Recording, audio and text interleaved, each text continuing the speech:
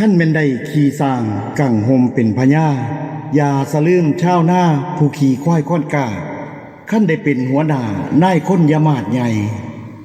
แม่นได้กินลาบก้อยอย่าลืมจำแจวบองเด้อ